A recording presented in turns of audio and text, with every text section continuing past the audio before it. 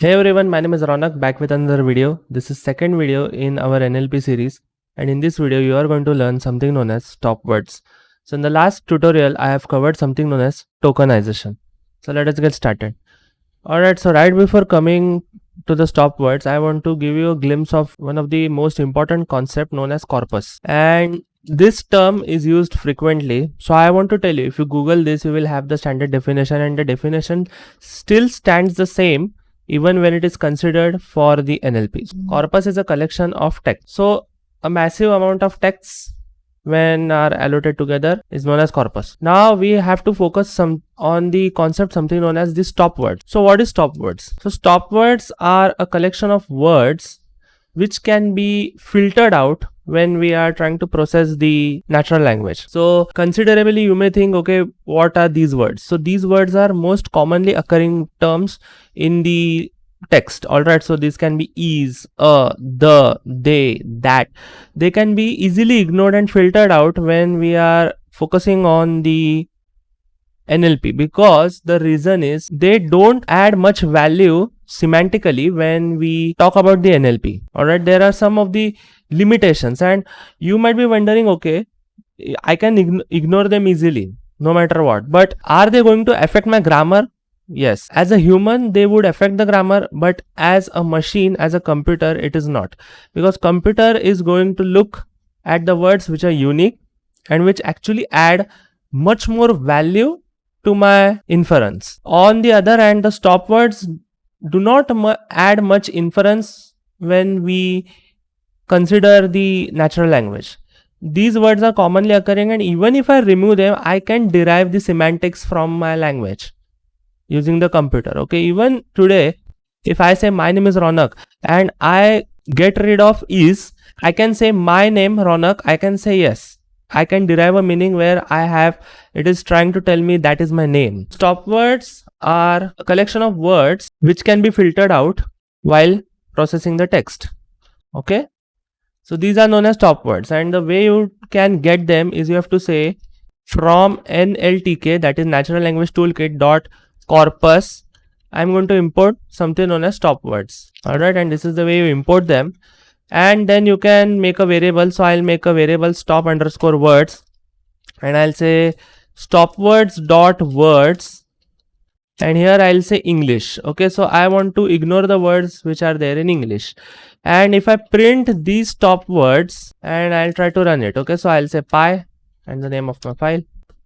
So these are all the stop words. Okay, so I, me, my, myself, we, our, ours, ourselves, you are. So these are many words. Okay, and these really don't add much value.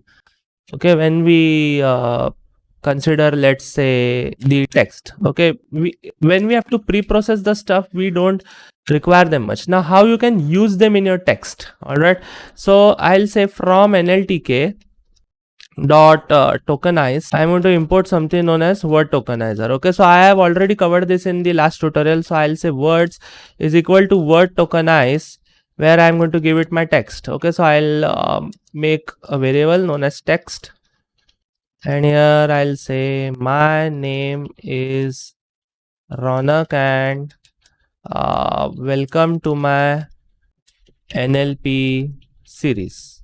All right, so now here my two e's are going to be excluded. Okay, so those are the stop words, and I can first of all print the words.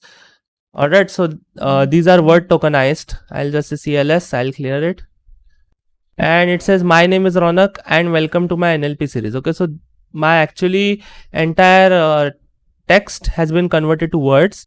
Now I want to give these words to the stop words. Okay, so I'll write a loop for it. I'll say for w in words. All right, for w in words, if, okay, if w is not in, I'm going to set the entire thing. I'll say stop underscore words. I want to perform something, so I'll say print w. All right, so if w, okay, so I have to get rid of his. Okay, so if w not in the set of the stop words, I'll print it. And now let me just run this, and I have it. Okay, so it says my name Ronak, welcome NLP series. So a lot of words are actually excluded, and I can also put it in a list. So I'll say holder is equal to list. All right, and here I'll say holder dot append, and I'll give it W. So when it is not present in the stop words, then only we are going to append it, and I will have to print the holder. All right, so I'll say holder over here, and I'll print it, and I have it. Okay, so it says my name Ronak. All right, so it has actually changed. So from my name is Ronak and welcome to my NLP series, it has become my name Ronak, welcome NLP series. And still we can derive the semantics from the text. Okay, we don't really require stop words. So computer is not going to consider them. Your machine only works with the words which are unique, which have the actual value, which has less occurrences.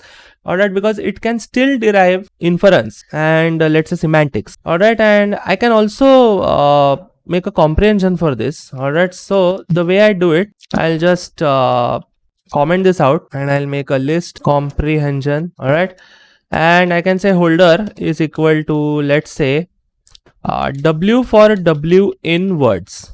Alright, W for W in words. And now if I print the holder, I'm going to get the W itself. Alright, so I'm going to get the entire text because the condition has not been derived yet. Okay, so I get my name is Ronak and welcome to my NLP series. Now I'm going to apply the stop words. Okay, so I'll say W for W. So W is initialized for W in words. So it is a typical for loop that you can see over here. Okay, so for W in words, this is same. Okay, I have just initialized with W. So for W in words, if W not in the set of stop words, I am going to print it. Okay, so now if I print the holder, I can get my name Ronak, welcome NLP series. Okay, so from my name is Ronak and welcome to my NLP series, it has become my name Ronak, welcome NLP series. And still we are able to derive the semantics. Okay, so this is about the stop words. Quite, I would say, simple. And you can have this code sample in the description box below. Okay, it is a GitHub link. Just click on that and you will be redirected to the repository where you will have this code. All right, and in the next tutorial, I don't know what I'll be covering, but it is obviously going to be exciting like this one, and I hope you might have learned something or the other from this tutorial. And if you like my content, please do subscribe to my YouTube channel and click on the bell icon so that you get notified every time whenever I post something new. So this is it for this tutorial. So thank you for watching. Goodbye.